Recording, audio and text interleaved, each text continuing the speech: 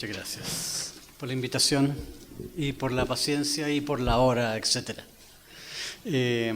Una pequeña precisión, el proyecto de investigación al cual aludía recién César fue un proyecto Fondesit que lideró la hermana Annelies Mais y donde también participaron el profesor Juan Francisco Pinilla, a cargo del tema de San Juan de la Cruz, y el profesor André Ibert de Antofagasta, que hizo el aporte desde San Anselmo, así que fue un simposio, fue con 4 personas.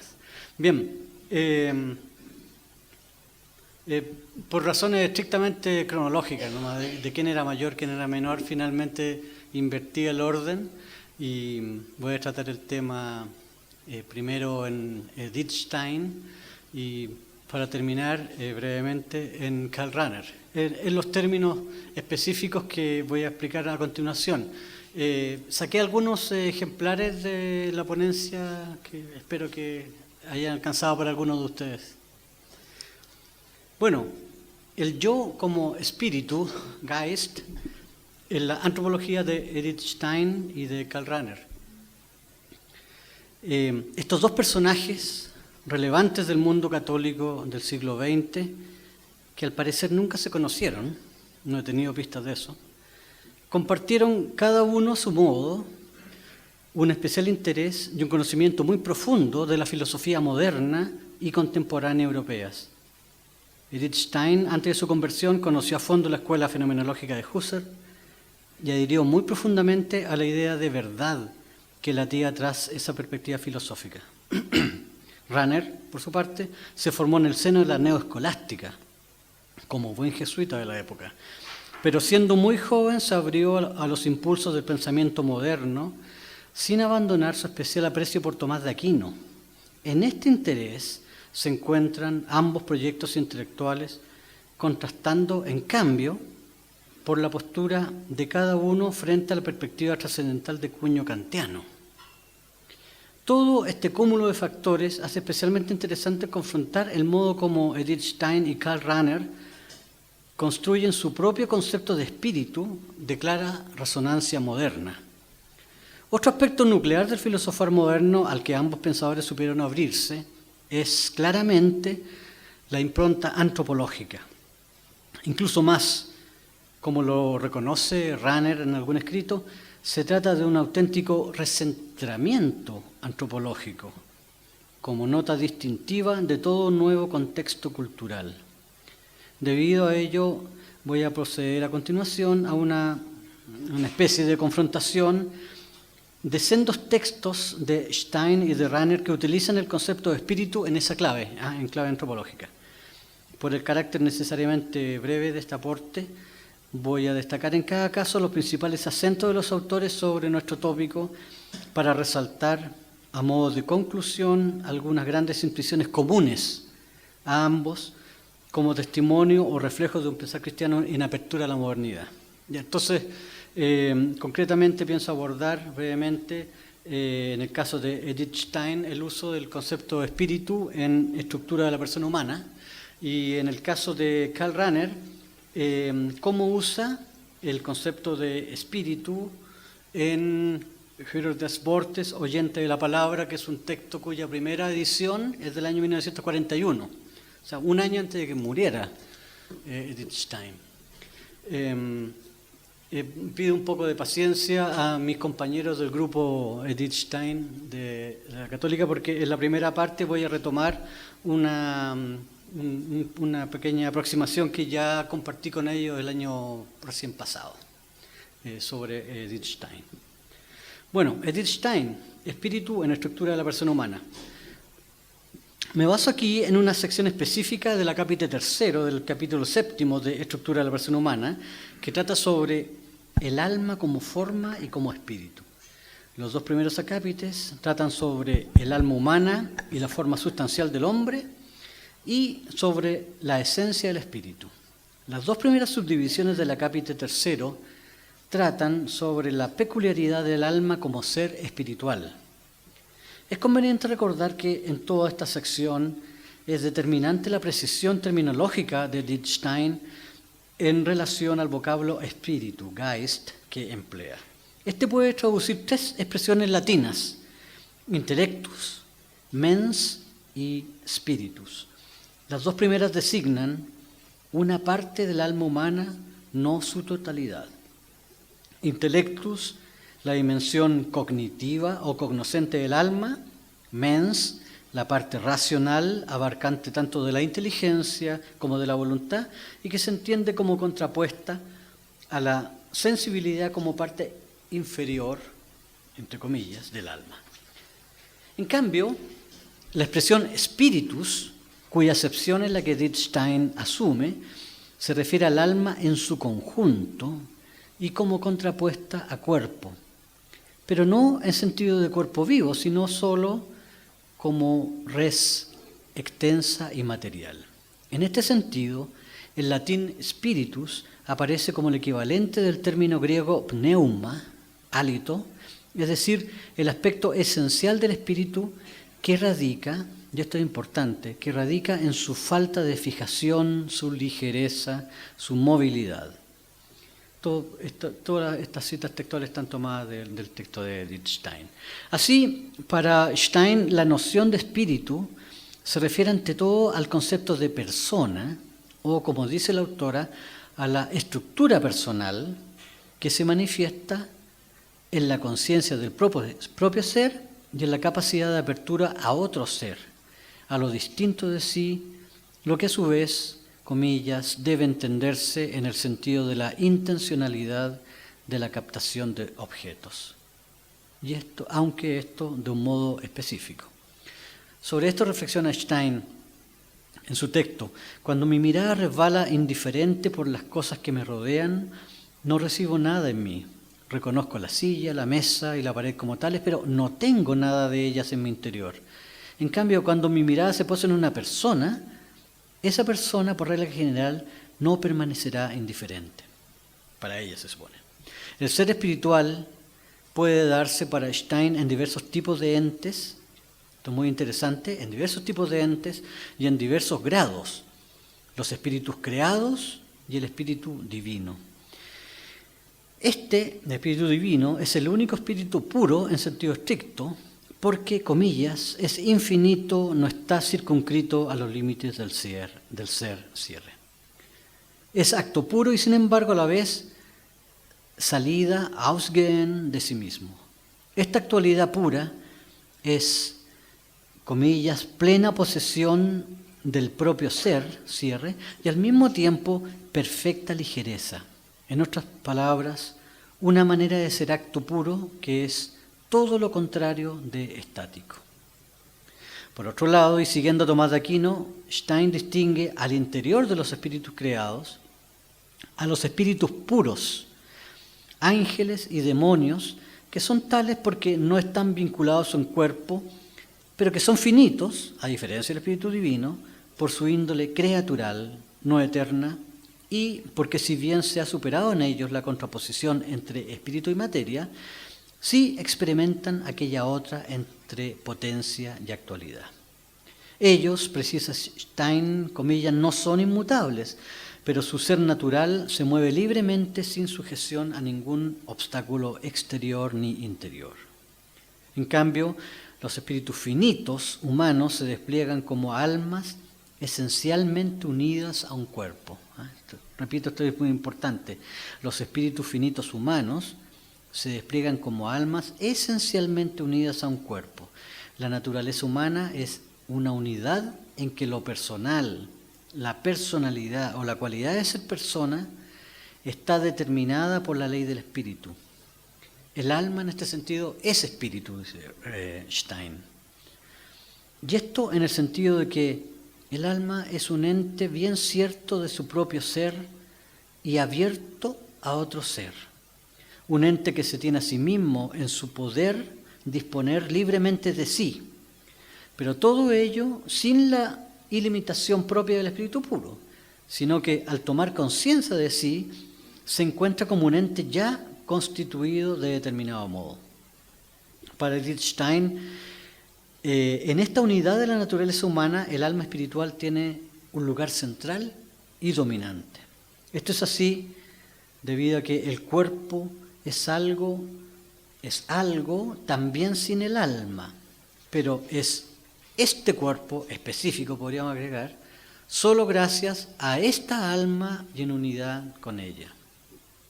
Sin embargo, y esto es de especial interés en el pensamiento de la filósofa, esto no equivale a afirmar que el alma determine toda la estructura óntica de la unidad de la naturaleza humana. En otras palabras, para nuestra autora, el alma espiritual no debe ser equiparada con la forma sustancial de la misma, es decir, con el principio estructural del individuo humano como un todo.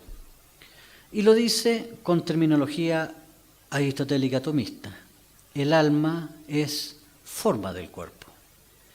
Sobre la base de estas consideraciones, este acápite del capítulo 7 de Estructura de la persona humana analiza y explica la peculiaridad del alma como ser espiritual desde la comprensión de la unidad e integralidad de la naturaleza humana y profundizando en la noción de fuerza, Kraft, como algo común del cuerpo y del alma.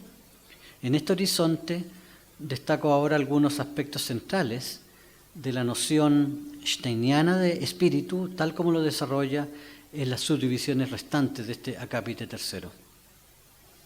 Edith Stein finaliza la subdivisión anterior de este acápite con la reflexión siguiente: todo el reino de los valores positivos es una fuente inmensa de fuerza anímica, con lo cual se abren los límites de nuestra vida espiritual, hasta ahora reflexionada en el plano de las personas y del ser personal, Dios como espíritu puro, los espíritus puros finitos y las almas humanas en su índole espiritual. Los grandes valores, la bondad, la belleza, no son personas, ni tampoco actos de personas, pero si los consideramos como seres espirituales, nos abrimos a un nuevo tipo de ellos, de seres espirituales. Este sería el ámbito del espíritu objetivo. Stein toma como ejemplo el caso de la belleza de un paisaje.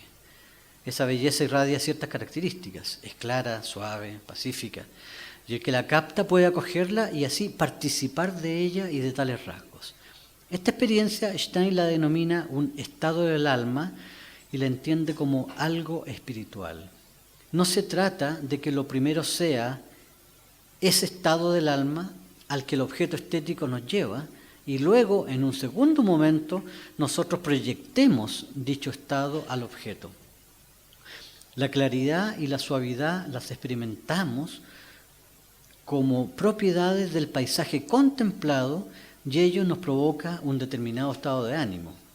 Si luego cambiamos de estado interior por causa de las propiedades del paisaje, vivenciaríamos ese cambio como procedente del paisaje mismo, dice Stein. Aquí habría que decir lo mismo que en relación a la figura del cuerpo humano, que está, comillas, llena de significado y que en ella nos habla el modo de ser espiritual del hombre. En las características físicas del paisaje que nos impactan, reconocemos un sentido, de tal modo que en ellas también nos está hablando algo espiritual. Ahora bien, no por eso se transforman en personas, en seres personales, ni podemos atribuirles un alma, pero tienen un sentido espiritual, el cual radica en lo valioso que reconocemos en ellas y que puede penetrarnos y causarnos sentimientos positivos y superiores. Con lo dicho, Stein refuerza su comprensión unitaria de la realidad toda. Comillas, el reino del espíritu abarca todo lo creado y, comillas, todo lo que no sea espíritu puro ha de ser materia atravesada por el espíritu. Esta afirmación impele a aclarar la relación entre espíritu y forma. Dios, por ser espíritu puro, es, como ya se dijo, acto puro y en consecuencia forma pura, pues no hay en él diferencia entre lo configurado y lo configurante. Pero en el resto de los seres esto no es así, y habrá que constatar en ellos alguna forma de dualismo. En este contexto interesa estudiar las relaciones entre espíritu, forma y materia. Cuando se opone la materia al espíritu y a la forma, nos debemos preguntar si materia significa lo mismo en ambas oposiciones. La respuesta de Edith Stein es no. En un sentido es fuerza, Kraft, y en otro sentido es aquella materia que llena el espacio, el así traducido material, Stoff. En ambos sentidos, la materia de suyo carece de forma, requiere ser informada. Todo objeto, aunque no tenga algo de, comillas, espiritualidad personal, como un bloque de granito, por ejemplo, sí está informado, tiene una forma que es más que una simple suma de cualidades sensibles. Tiene así un sentido que nuestro entendimiento puede captar en su dimensión simbólica. En este ejemplo concreto, el granito, firmeza inconmovible, estabilidad que inspira confianza. Y en su dimensión práctica, es decir, todo lo que ha podido hacerse en el pasado y hoy con ese granito por sus calidades físicas. Ambos sentidos se corresponden internamente y remiten a algo que los trasciende, la sospecha o la percepción de que hay un espíritu personal detrás del mundo visible, que la materia informada es, de hecho, materia atravesada por el espíritu. Y que si bien esa forma no es propiamente espíritu personal, es decir, no es alma, sí es sentido que viene de un espíritu personal y habla a un espíritu personal interviniendo en su contexto vital. En esta perspectiva es legítimo hablar de espíritu objetivo, en el sentido de Stein. Ahora bien, si incluso lo que parece más lejano del espíritu, me refiero a el material, Stoff, está también atravesado por el espíritu, es necesario aclarar la relación que se da entre la materia como fuerza, Kraft, con la forma y con el material, Stoff. En los espíritus puros, incorpóreos, la fuerza se despliega con la propia vida en su forma específica. Aquí la forma no es solo sentido, es espíritu personal y la fuerza es posesión personal. Pero, se pregunta, ¿esta fuerza solo se da informada como ser personal o se da también en los seres espirituales no personales que se ha llamado aquí espíritu objetivo? Edith Stein responde afirmativamente. Por eso se ha hablado antes de las diversas fuentes de la fuerza del hombre. En todo caso, agrega, comillas, todo lo que el ser humano recibe en su interior puede incrementar su fuerza, pero también consumir al menos parte de la misma. En lo que respecta a la fuerza física, inmanente al material, al Stoff, hay que precisar que se activa o se actualiza en el movimiento. Y lo que allí acontece no es vida personal espiritual, ni tampoco fuerza personal espiritual, pero sí, comillas, guardan relaciones simbólicas y teleológicas con lo personal espiritual, que son, comillas, accesibles al espíritu humano. De todo lo dicho, hay que concluir que no hay material, no hay Stoff, sin fuerza, Kraft. Es decir, que el ser de las cosas materiales es fuerza informada que se expresa en su concreto actuar y en su movimiento.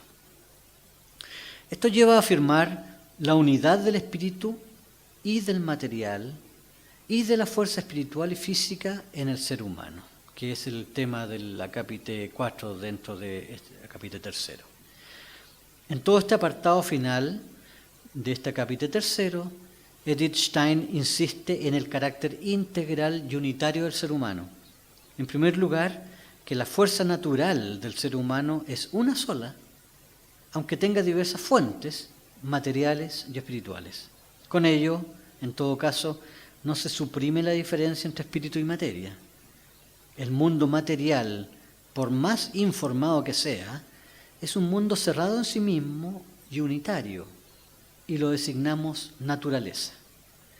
Su unidad es la unidad de la eficiencia que se manifiesta en movimientos y más exactamente en la unidad del movimiento. No hay en la naturaleza espiritualidad personal, sus sustancias carecen de libertad para determinar su ser y su actuar.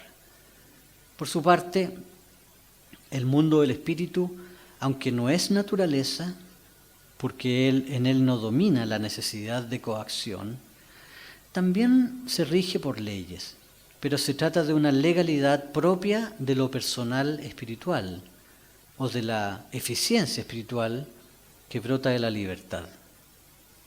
Comillas, la persona espiritual es libremente activa. Y esto en un actuar que consiste en conocer y querer, y cuyos objetivos son respectivamente la verdad y el bien. El camino a estos objetivos está regido por una cierta legalidad, la legalidad racional, que empero no es una coacción, pues el espíritu puede y debe desplegarse a ella libremente, libremente. El mundo espiritual no es un mundo cerrado en sí mismo. Su legalidad no afecta negativamente a esa impronta. Por el contrario, es propio de los espíritus personales su apertura a todo ser, especialmente a otras personas, en un contexto de comprensión. Captar al otro es comprenderlo, y ello acontece en la convivencia con la actuación espiritual de otros y en la revivencia, que es introducirse en el contexto vital de otros. Se trata de una comprensión que no es meramente intelectual, sino que incluye la unidad en el querer y en el obrar. La diferencia de esta unidad con la unidad natural es que en este caso se trata de una unidad consciente. Además, se puede constituir o disolver libremente. Ahora bien, el ser humano es un ser de dos mundos, de la naturaleza y del mundo espiritual, de la ley de la coacción y de la ley de la libertad. Ambos ámbitos se interpenetran en él. El cuerpo vivo, que es el cuerpo humano, es un cuerpo material, aunque dominado por el espíritu. No es solo materia informada, sino cuerpo, comillas, atravesado por el alma espiritual. Salto al siguiente párrafo. A partir de estas consideraciones fundamentales, Edith Stein pasa a precisar una serie de distinciones, sobre todo en relación a actos puntuales y disposiciones más permanentes en el ser y en el hacer humanos. Actos, estados, potencias, facultades, disposiciones.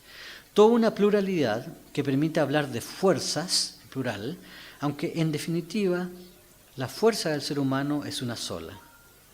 En esta perspectiva se destaca la función de la voluntad como integradora de toda la fuerza disponible en el organismo. La voluntad, comillas, tiene la posibilidad de querer por encima de su propia naturaleza y de los límites que ésta le marca, aunque no es menos importante la consideración de las disposiciones naturales y de la inclinación, la Neigung, para la configuración de las potencias en general. Hacia el final del apartado tercero, número 4, Edith Stein vuelve a un tema fundamental en que se revela su comprensión más profunda de la noción del espíritu.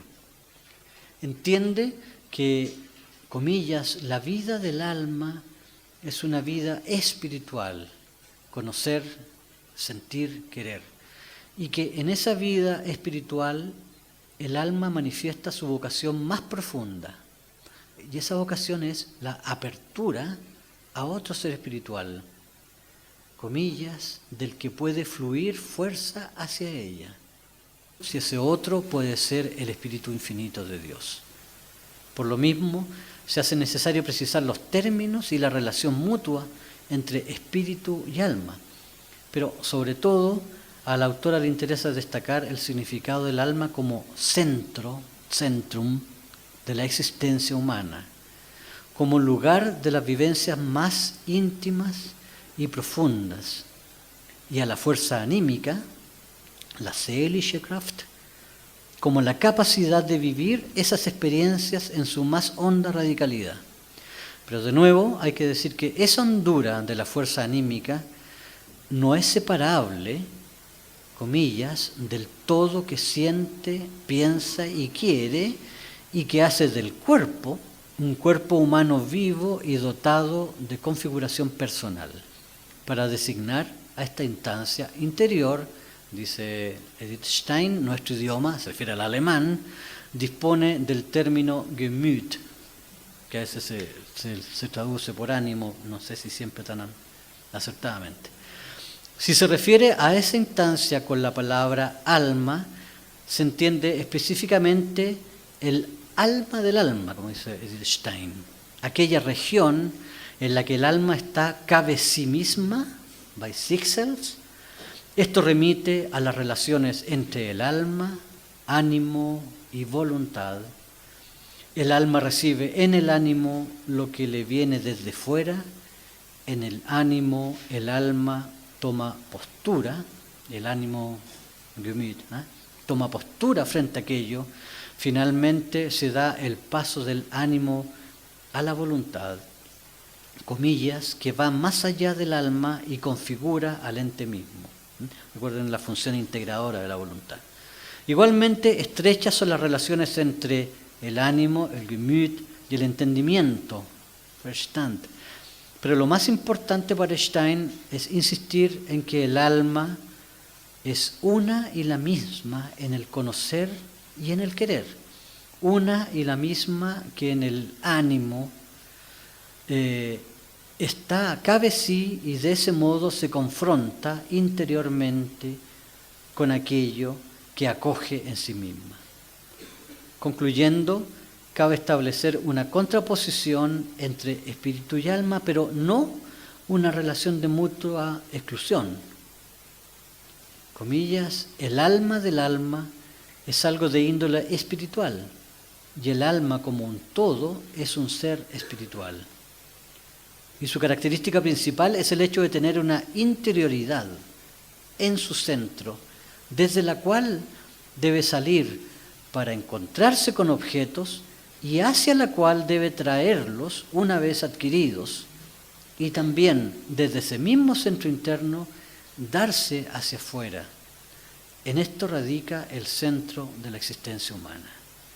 En el apartado cuarto, en el apartado siguiente de este capítulo séptimo, Edith Stein bosqueja lo que ella llama una síntesis de lo expuesto acerca del individuo humano, para luego pasar en el capítulo siguiente a la consideración de la persona humana como ser social, es decir, como un ente cuya consideración como individuo aislado sería una mera abstracción, dado que lo propio de su estructura es, comillas, apuntar a lo que se encuentra fuera de ella misma, y esto por razón de su esencial apertura. Entonces nos quedamos con esta idea de apertura y pasamos rápidamente a esta breve presentación del concepto de... ¿Estoy pasado? ¿Muy pasado? ¿No? Ya, 2 minutitos. El concepto de espíritu en oyente de la palabra. Por lo menos situar en qué contexto y cuál es el universo en que Rahner desarrolla este concepto. Espíritu, podríamos decir que de modo muy semejante de Stein, pero de modo mucho más radical. Para espíritu en Rahner es ante todo una noción antropológica. La desarrolló primeramente en sus aspectos esenciales en su obra Geist in Welt, que fue en su origen una tesis doctoral en filosofía que nunca llegó a ser formalmente presentada en la Universidad de Freiburg, Alemania, debido a reparos del profesor guía Martin Honecker sobre el tipo de interpretación de la metafísica tomista contenida en ella. De todos modos, es decir, es una tesis que Rahner nunca quiso modificar en base a las observaciones de su profesor guía, y por eso no llegó a presentarla. De todos modos, el libro fue publicado en el año 19, esta affair de la tesis doctoral fue el año 36. En el año 39, Rahner la publicó como libro, de todas maneras, y causó un gran impacto. Ahora, la profundización de las implicancias antropológicas de esa interpretación de la metafísica tomista, pero en la perspectiva de una filosofía de la religión, Rahner la llevó a cabo en una segunda obra que se llamó Hörer des Wortes, oyente de la palabra, publicada por primera vez en el año 1941, a partir de algunos materiales previos. En esta segunda obra, Rahner manifiesta ya su intención de avanzar siguiendo los impulsos de Espíritu en el Mundo, en el desarrollo de una reflexión filosófica que, sin dejar de ser tal en su propia especificidad, se oriente finalmente a la fundamentación sólida de una cuestión teológica, el acontecimiento de la revelación del Dios de Jesucristo, del Dios de la Biblia, y sobre todo de las condiciones de posibilidad de este acontecimiento en el ser humano y en su ámbito concreto de existencia. Entonces, lo que hace Rahner en este libro es tomar un impulso de lo que ya había realizado en Espíritu en el Mundo, y es una relectura, por decirlo así, de la metafísica del conocimiento de Tomás, pero con la ayuda de Joseph Marechal, que había hecho esa relectura desde una perspectiva kantiana.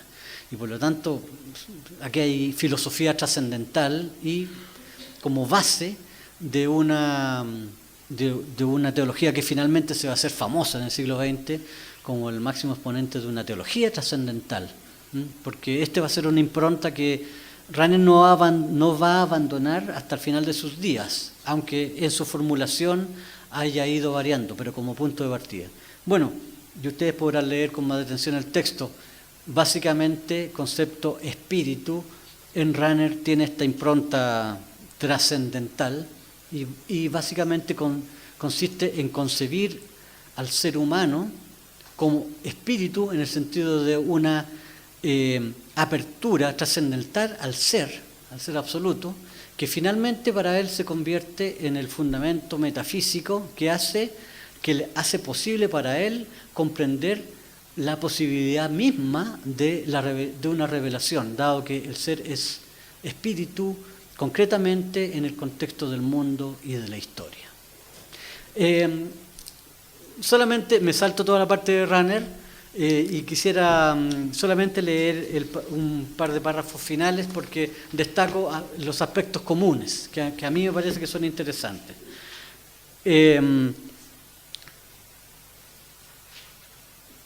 Ambos recogen la noción de espíritu para describir el yo o la subjetividad humana. Ambos acentúan la apertura al otro, al ser en general, a Dios, como rasgo principal de esa subjetividad personal. Ambos entienden el espíritu como noción antropológica en un marco de comprensión unitaria, es decir, opuesta a todo dualismo de lo humano. Ambos precisan que la apertura del espíritu humano acontece en el mundo y en la historia como espacio de libertad.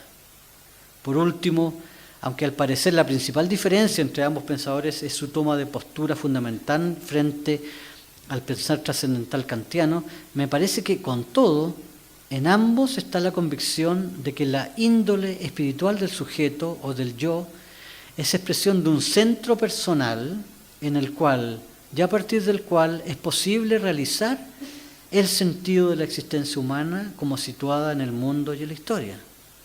Da que pensar en este sentido que tanto en Edith Stein como en Karl Rahner está presente la noción tomasiana de una reditio o un starke Wesen, el famoso Beisigsein, del sujeto en cuanto espíritu como modalidad concreta de su apertura y su relación con el otro y con lo que lo trasciende.